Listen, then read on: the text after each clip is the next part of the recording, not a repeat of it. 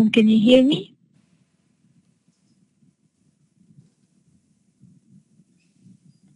If you can hear me, please confirm.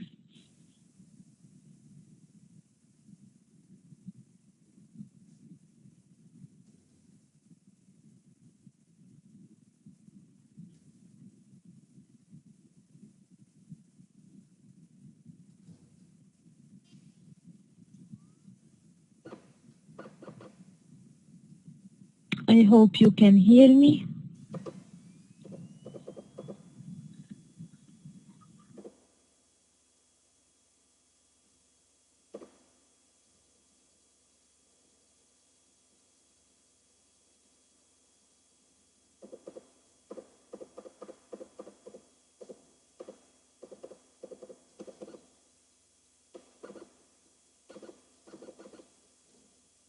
So I hope you can hear me, ladies.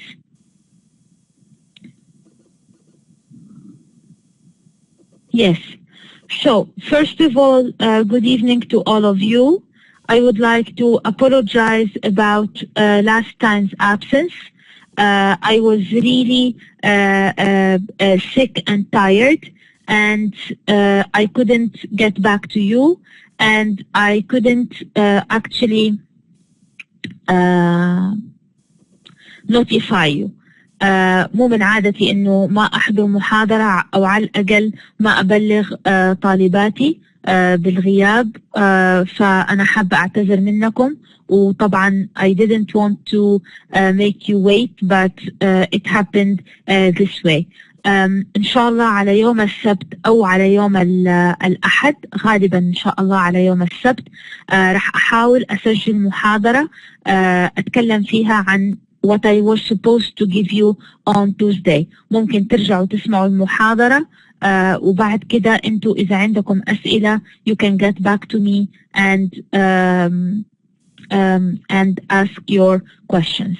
Is that clear?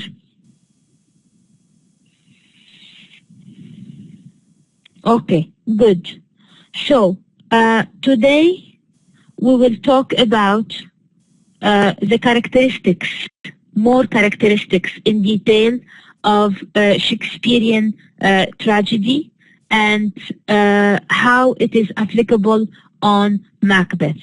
So today we are going to talk about the application of the characteristics of the Shakespearean tragedy on Macbeth.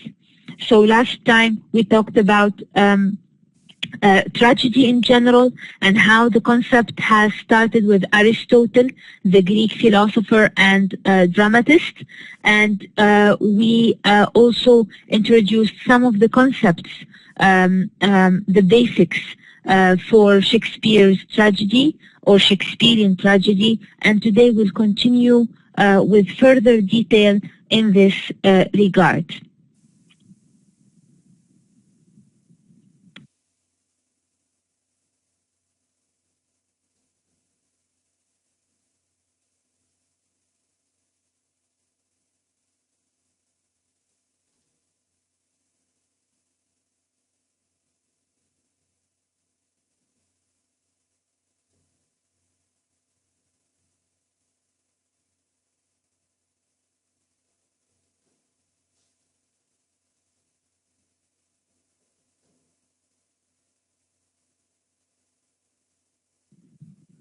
So, for Shakespeare, yes, but not now, not today, not this week at least, until I edited what I have. And more importantly than sending you the notes, make sure you attend the lectures, hear what I explain, try to read and ask questions. This is what you are going to benefit from the most. It doesn't mean that I'm not going to send the material. I will, بس ما أحب إنكم تعتمدوا على الماتيريال. Last semester, it was an exceptional session because the quality of the voice on Blackboard for Shakespeare was awful. اضطرينا إنه يعني نرسل أغلب الماتيريال للبنات. هذا السمستر بإذن الله there is no such problem, so I want you to depend on listening to the lectures, make sure you attend. That's even better. You will definitely need to go back to the lectures, listen to them again and take notes, read the plays, ask questions, and then at the very last step, you can actually receive the material. I hope that this is clear for everybody. So I would like to say that for Shakespeare's career, you know that William Shakespeare actually had a rich career. He was not only a playwright, he was also a poet. He was the one who created the genre of the sonnet. But when it comes to the writing of plays, whether comedies or tragedies, but mainly tragedies, he actually focused on the revival of the classics. By the classics, we mean Roman and Greek. So anything classic before Shakespeare is actually inspired and based on the Greek and the Romans. So his career actually as a playwright writing tragedies coincided with being interested and reviving the classics, the Roman and the Greek texts. So he went back and read these texts, these plays. He was highly inspired by the content. And his fascination with tragedy was also renewed because he used to actually write many comedies, and then he elaborated his writing career as a playwright more by writing tragedies. So his fascination with classic tragedies revived his interest in writing his own tragedy. Of course, the basics of tragedy, as we explained last time, these basics were actually theorized and produced and introduced to the audience by Aristotle. He was theorizing the whole genre, the tragedy, and that was in the 5th century. So his main play was actually Oedipus the King. It was written and rewritten later on by many playwrights, including of course Shakespeare, but with his own touch and reading of the context. So last time also we said that according to Aristotle, what matters for tragedy is the tragic action, the plot itself based on tragic action. So it has to have a unit, a time unit. It means that the story has a beginning, middle, and end, and it has to be of a certain magnitude. It means it has to be focusing on, it has to focus, on a serious matter. It cannot be any given daily cause. It has to have a real cause, a serious one. And by the end of the tragedy, the audience must feel fear. So they should take a lesson out of what happened, and also they should sympathize and feel pity for the tragic hero. So this is what we call catharsis, these feelings of pity and fear, and these are a mixture of emotions that are introduced or created in the audience by this tragic action and by the end of the tragic action, and this is actually called catharsis. Of course, the tragic hero must be an exceptional person, not an ordinary man, and the hero has to be of a certain rank, preferably of nobility. the hero cannot avoid fate, and this is his tragic flaw. He's fighting his fate and loses at the end. This is the tragic flaw. Of course, all conflicts, whether minor or major ones, internal or external, will be finally resolved by the hero's final downfall, his death probably, and also the destruction of other characters, mainly the villain ones. So without exception, most, let's say 90% of Shakespeare's tragedies do end with the death of the protagonist. They respect the unity of the tragic action. They evoke pity and fear, and actually they choose hero of a certain rank. Okay. For Shakespearean tragedy,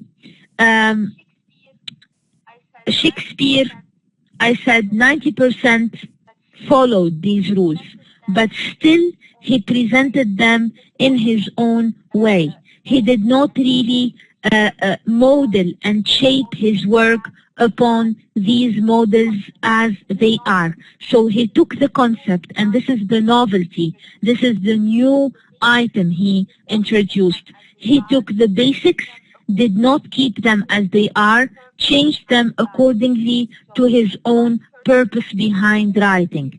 So one first point to mention is that Shakespeare and his contemporaries, means other playwrights and writers, etc., who lived in the same era, in the same period of time, what they did was that they tried to be inspired from Aristotle's tragedies, but also he tried to progress, not to shape his own work or works upon these models. Of course, when I talk about the classic models, I mean the Greek and the Romans. For the Roman plays, one main playwright, his name is Seneca, and of course, for the Greek, we have Aristotle.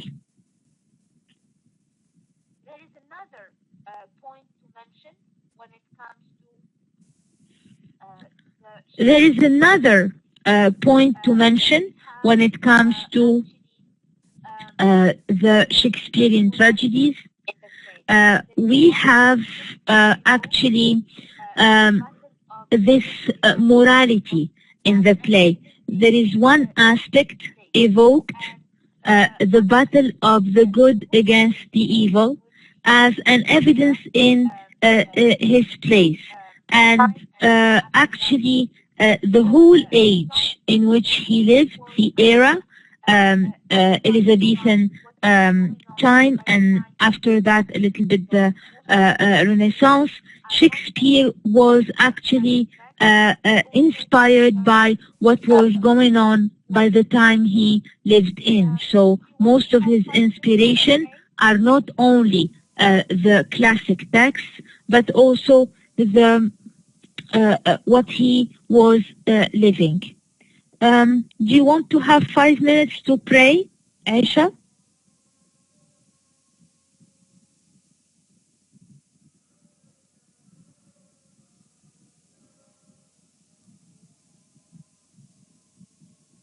Okay.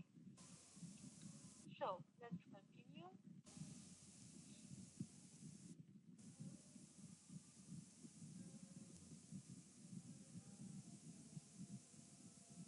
Okay. So let's continue.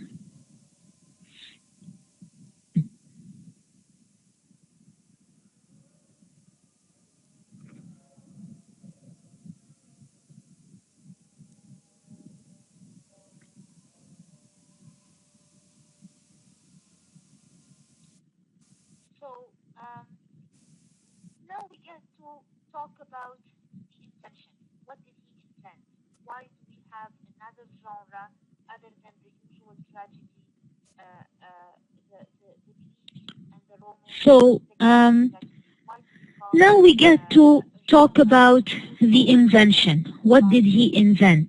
Why do we have another genre other than the usual tragedy, the Greek and the Roman, the classic tragedy? Why do we call a genre, a whole genre, tragedy by Shakespearean tragedy? So now we get to talk about the invention. What did he really invent to deserve this fame? So Shakespeare's tragedies are actually secular. So they are based on heroes who understand their suffering and death, but they are not recognizably Christian. So these heroes on which the tragedy is based, they understand their suffering, the fate, what they go through, the challenge, their downfall, their death and life, or their suffering and their death, but as not as per se Christian heroes, but as human beings. So they are quite universal. They are secular. You can think of them as anybody else, not particularly Christian. So this is the first point. The second point is that Shakespeare, as a playwright, he started by or departed from the Greeks, and yet he did not follow the classic unity of place and action. He tried only to follow the unity of time. Usually the unity of place and action was not really respected. It means it moves, the action moves from one place to another. There is this forth and back, and the action is actually taking sometimes more than one place, and it occurs differently. The only unity somehow that was respected is that of time. It was only one time, probably 24 hours by the beginning and end of the action. And also, the tragedies were based on historical figures or kind of historical figures. So King Lear, Hamlet, Macbeth, Othello, they are all based on what we call historical or semi-historical figures.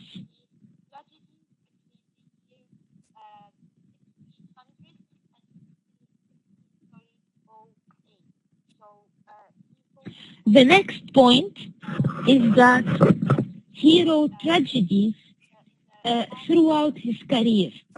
So he wrote actually tragedies between the year 1600 and 1608. So he focused on writing tragedies in the last 6 years, and his career was very rich, and his techniques were different and varied. So critics focusing on his work noticed that as a playwright, by writing or focusing on tragedies in the specific years from 1600 to 1608, Shakespeare returned to pessimism.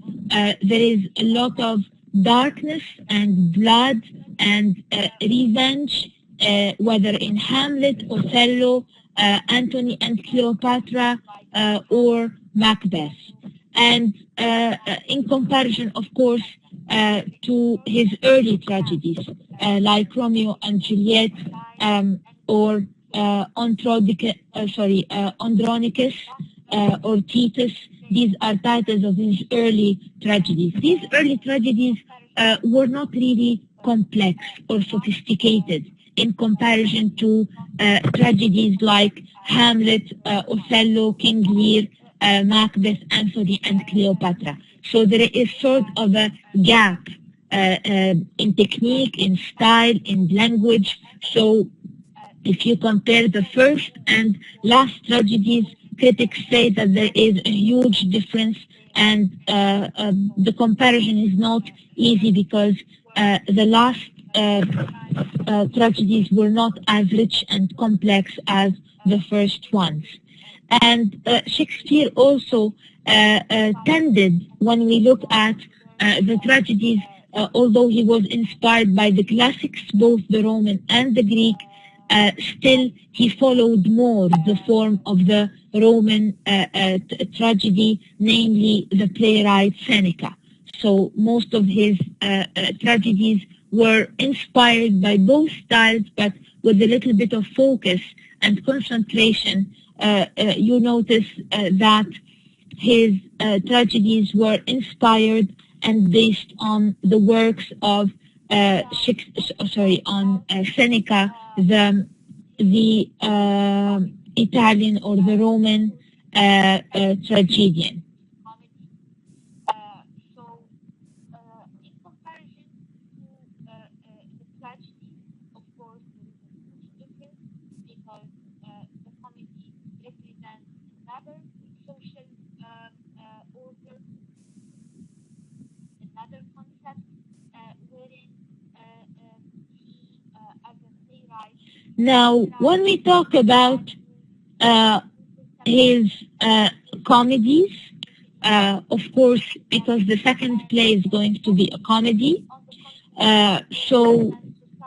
In comparison to the tragedies, of course, there is a huge difference because the comedy represents another social order, and in comparison, the comedy another concept wherein he, as a playwright, satirizes the values, the new perception, the new behavior, especially at a social level.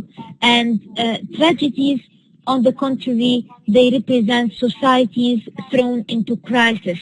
They are stuck to certain values. They cannot easily change. We have the hero must respond to the society as it is. And in comparison, the comedies, they revert, they subvert, they change, they challenge the social order. You can see that the social order is flexible, not rigid as in tragedy. And also the focus in comedies is on the character, not the fate, because the protagonist, the comic hero, not the tragic hero in a comedy, actually shapes his own destiny. focus on the inner development And of the character psychologically. There is the last point reality, is that there is also psychological realism. There is a sophisticated focus on psychology and on psychological realism. You can do research on psychological realism for further definition. So whether in Macbeth, Othello, Hamlet, or King Lear, we have focus on the inner development of the character psychologically. There is depiction of reality. Try to depict reality as it is, and there is this fusion between the psychological and the real, creating psychological realism. Is that clear so far? So you can take like 5 minutes to think about what we have just said, if you have any questions, and then we'll continue.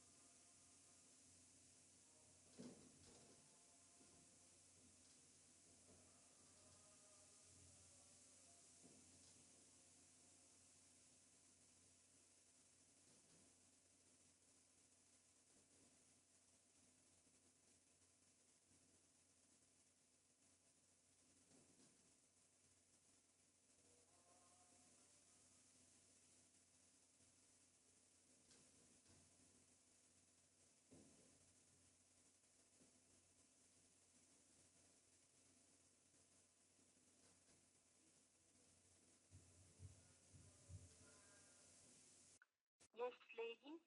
So I have one question from Maran. What's the reason behind Shakespeare's sudden change in writing in his last 6 years? And what's the background story behind this? Actually, when writers change uh, their writing style, first it's not a sudden change. It means they keep experiencing different styles until they reach a point where they stick to one obvious trend. There might not necessarily be a reason behind that, but it's actually the development of Yes, ladies. So I have one question from Maran. What's the reason behind Shakespeare's sudden change in writing in his last 6 years? And what's the background story behind this? Actually, when writers change their writing style, first it's not a sudden change. It means they keep experiencing different styles until they reach a point where they stick to one obvious trend. There might not necessarily be a reason behind that, but it's actually the development of the literary aspect, his growth, not of course only in age, but in the literary age. It means he becomes more competent and more of a researcher. He reads a lot. He has this talent developing, etc. Did I answer your question, Mara?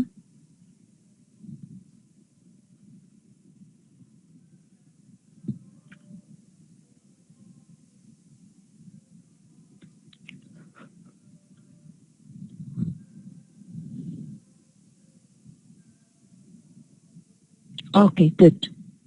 So let's continue.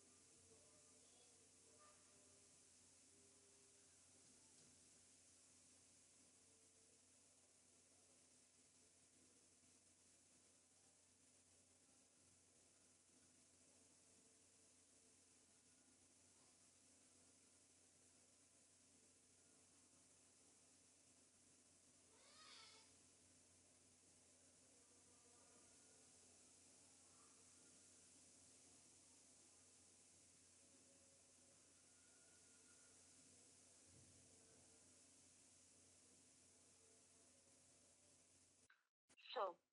Now let's focus on the elements of a tragedy in detail, the Shakespearean tragedy, of course.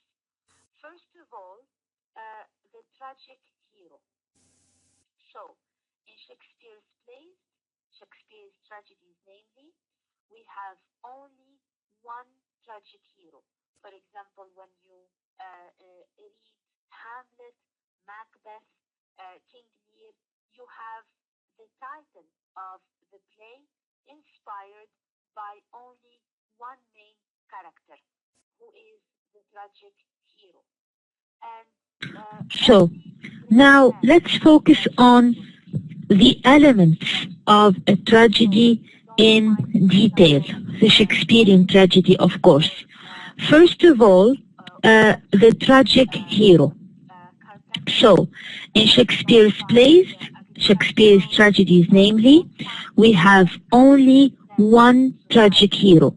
For example, when you read Hamlet, Macbeth, King Lear, you have the title of the play inspired by only one main character, who is the tragic hero. And only great men are tragic heroes in Shakespearean tragedies. So we don't find, for example, peasants or actually carpenters. We don't find agriculturals. We don't find common men of the society because these men are actually very common, and also they do not inspire pity and fear as great men do. Of course, this is according to Shakespeare spirit. And also, we have actually a focus on the common qualities of the tragic hero are highlighted. So we have, they are exceptional, they are from high estate, they are mature, and they require respect, much higher respect than common and average people. And also there is a sense of or touch of greatness. So they are brave, they are courageous, they are fierce, they are determined, and they don't stir only sympathy and pity, but also they stir admiration, awe, fascination. Tragic heroes also, they contribute to their own destruction because they act in the sense that they ignore their flaw, they transgress fate, and this ignorance of their own defaults and their challenge of what we call destiny or fate becomes sort of an obsession. They are obsessed by actually fighting their own destiny and focusing on their qualities, ignoring their own flaws. So when the flaw becomes an obsession, then the tragic flaw happens.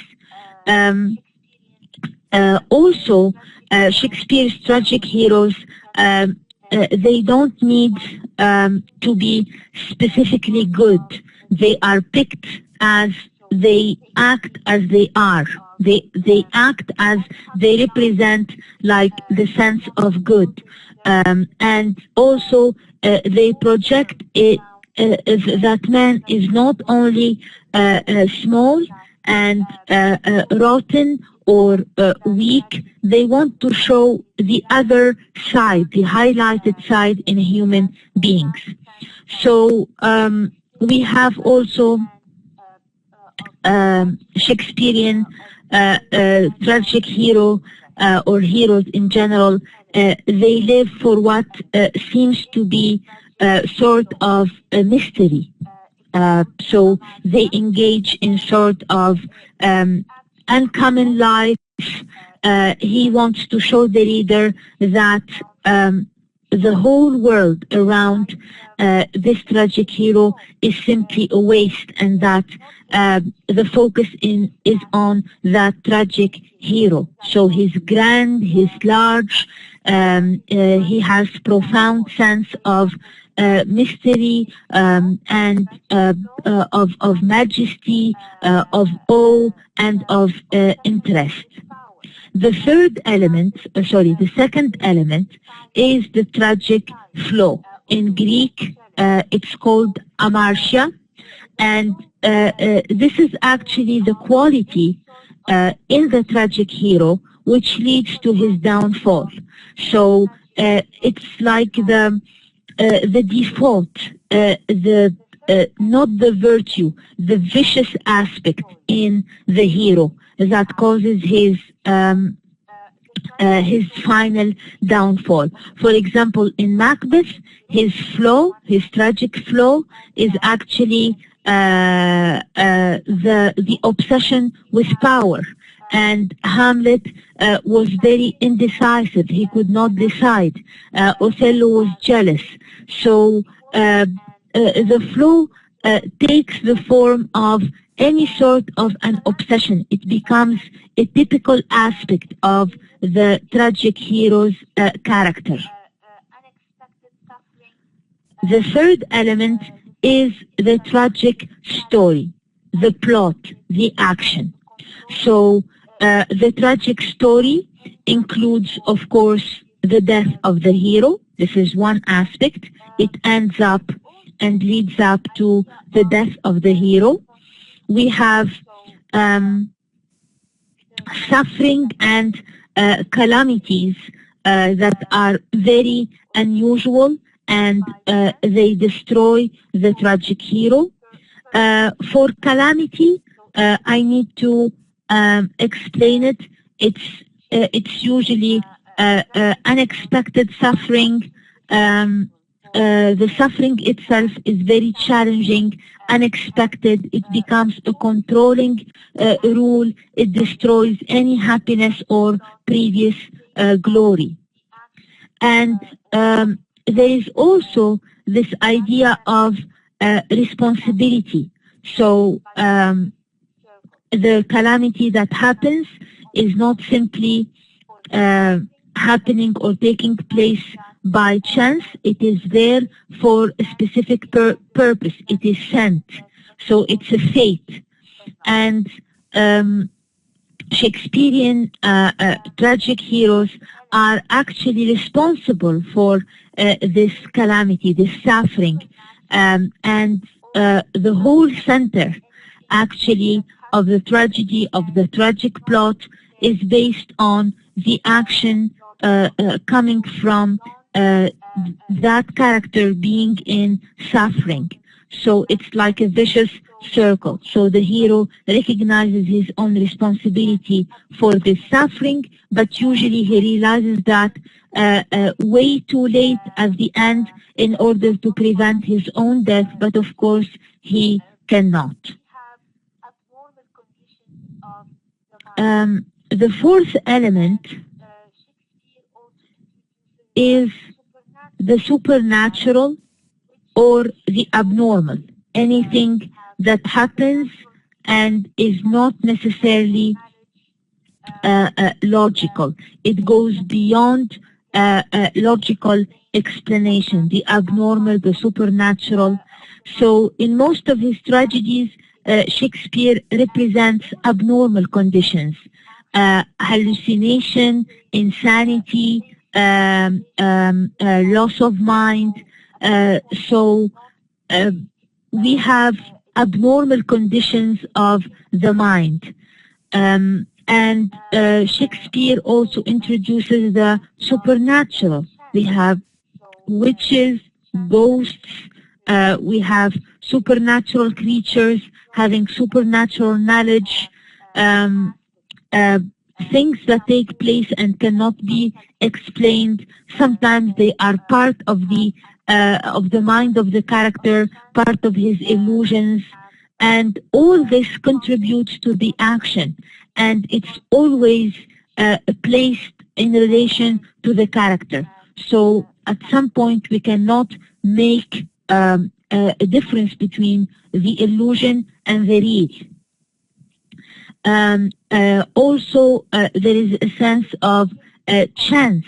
So there is chance that influences the action. There is certainly no real aspect or some order or some calculation.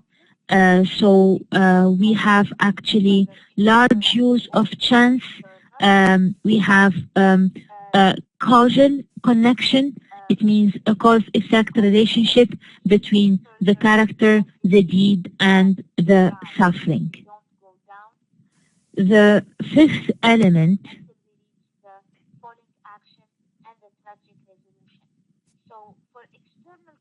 is the tragic conflict.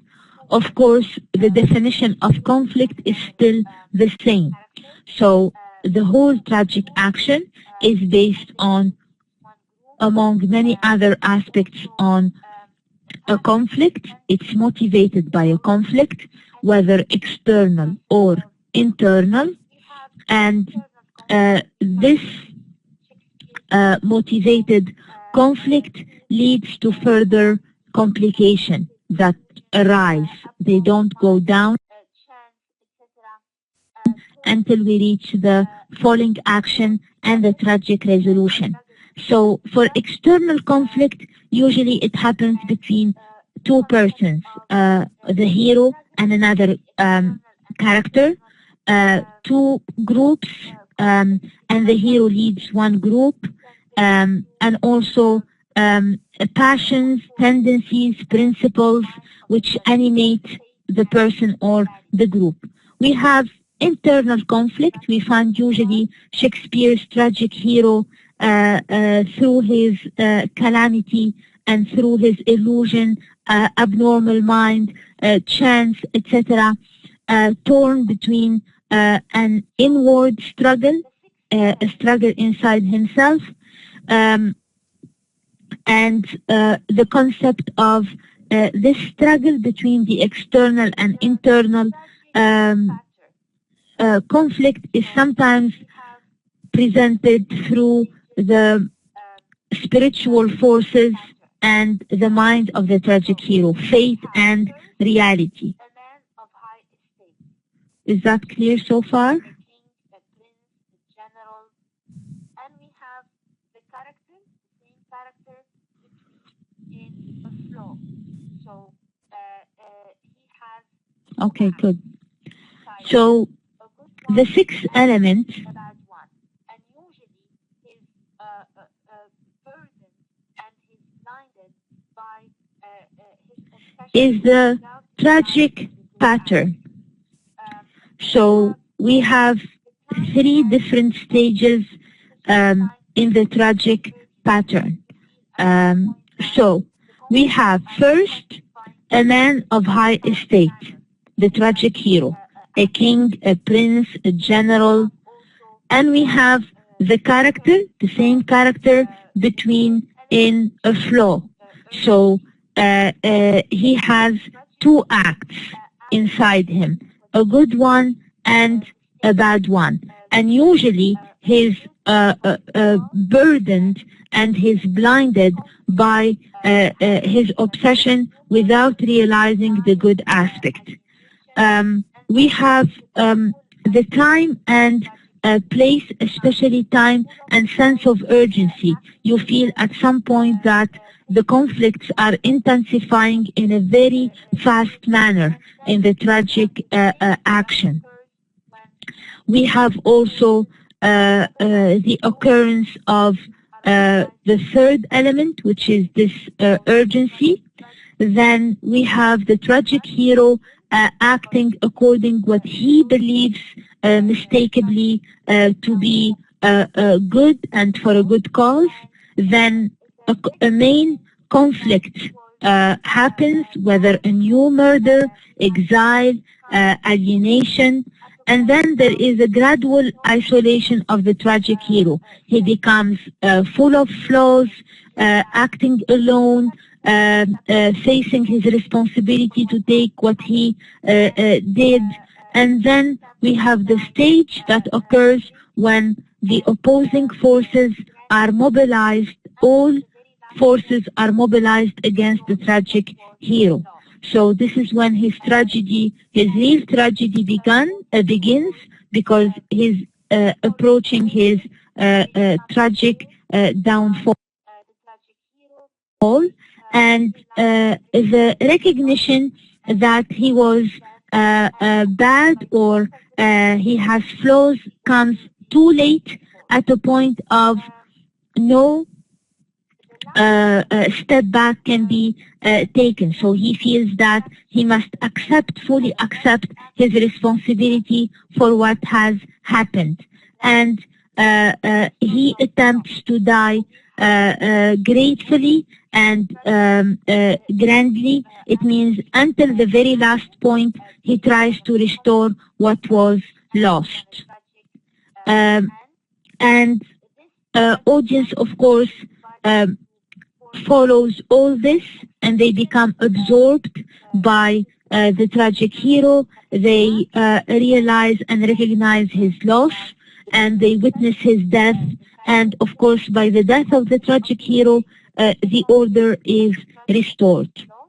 The last element is the tragic structure of the play. We have a tragic action and we have a tragic structure, a tragic sort of plot. So we have in most Shakespearean tragedies, there is actually an action based on a conflict which ends on a tragic end. And this tragic action is divided into 4 parts. So exposition, this is usually the first and second act, and here the audience learns about the general setting, the character traits, the conflict of the play, the major conflict, and the tragic hero's flow. Then we have usually in the third and fourth act, sorry, we have the developing or rising action. So this actually taking place in the third and fourth acts. We have time urgency, and eventually the tragic hero will end up alone. We have in Act 4 the following action. We have the opposing forces becoming openly resisting each other, having plans to remove the tragic hero, and the tragic hero power is gradually declining, and he's no longer strong as he used to be in the exposition. At the end, it's usually Act 5, where we have the resolution. It's the final act. All oppositions reach its full strength, defeats and isolation all weaken the hero. This is the time where he realizes that he was mistaken, but he cannot take a step back, and his whole greatness is lost and order is restored. So this is what you are going to notice in Macbeth, all these elements. Is that clear? So in the extra class, I will start applying this, the structure. Okay, so I'm going to stop here for today. What I'm going to do is that, inshallah, on Saturday, I'll try to notify you before if you are free to attend the lecture. If not, you can always go back and listen to it as recorded. So we are done with the theoretical part, which is a comparison between Shakespearean tragedy and tragedy from a classic point of view, mainly the Greek one. We have also focused so far on the elements in detail of Shakespearean tragedy and what was new he introduced. So in the extra class, I will start applying this. The structure and the elements we have just mentioned will be applied on Macbeth. So we focus on the theoretical part, we apply it on the play, so you can notice how Macbeth is, in a sense, a Shakespearean tragedy, and how he is Shakespearean tragic hero, Macbeth as a character. Is that clear? Okay, so till we meet again, inshallah, I hope that you benefited from the lecture. I wish you all the best and, of course, a good evening. Enjoy your weekend, and inshallah, we'll meet either for the makeup class or if you are going to listen to it as recorded, and then we'll meet officially for the official class, inshallah. Thank you so much for your attendance, participation. If you have any questions, you can always email them to me. Thank you for your attendance and have a good night. Fi amanillah.